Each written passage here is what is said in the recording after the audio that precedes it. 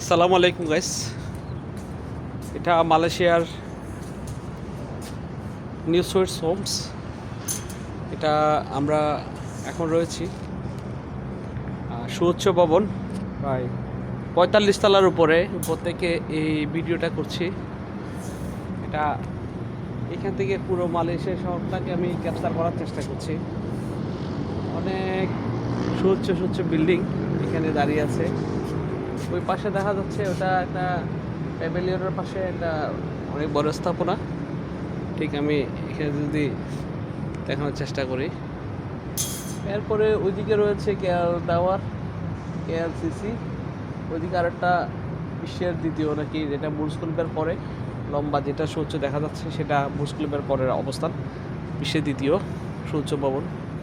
আর এদিকে অট্টালিকায় মোড়ানো এই শহর কুয়ালালামপুর। এটা নিচে দেখলে দেখা যায় কত উঁচু। এটা কুয়ালালামপুরের আমপান, এটা আমপান একটা জায়গার নাম। আমি এখানে আছি নিউ সুইটস হোমস এই ইয়াটাতে, কন্ডোমিনিয়ামে। উপরের অংশগুলো একটু দেখানোর চেষ্টা করছি আমি ছাদের উপর। আজকে অবশ্য আমরা এখান থেকে অন্যদিকে হয়তো মুভ করব, তো অন্য পাশ দিয়ে একটু মালয়েশিয়া শহরটাকে একটু দেখাই। ওই দিক দিয়ে দেখা যাচ্ছে অসংখ্য বড় বড় পাহাড়, বিশাল পাহাড়। পাহাড়ের পাদদেশে বলা যায়। এই চারপাশে যেমন দেখুন অট্টালিকা, কতগুলো অট্টালিকা এখানে গড়ে উঠেছে। শহরগুলোতে এগুলো ছোট বিল্ডিং, ছোট একতলা বা দোতলা বিল্ডিং, পাশাপাশি যেগুলো বহুতলা ভবন। মালয়েশিয়ার এই রাস্তাঘাট স্থাপনাগুলো আসলে অন্যরকম। নিচের দিকে দেখলে ভয় লাগে, অনেক উঁচু সব ভবন।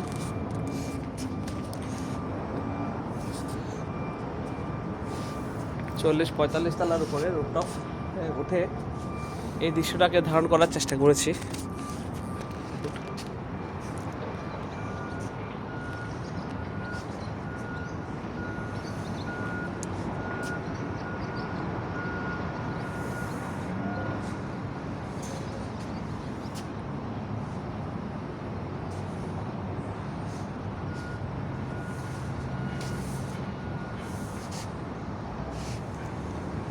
অনেক সুন্দর সুউচ্চ ভবন। মালয়েশিয়ার উপাশে পাহাড়ে ঘেরা পাদদেশ, মেঘের ছায়া আবৃত। ওখানে আরো কিছু সুউচ্চ ভবনের কনস্ট্রাকশন কাজ চলতেছে।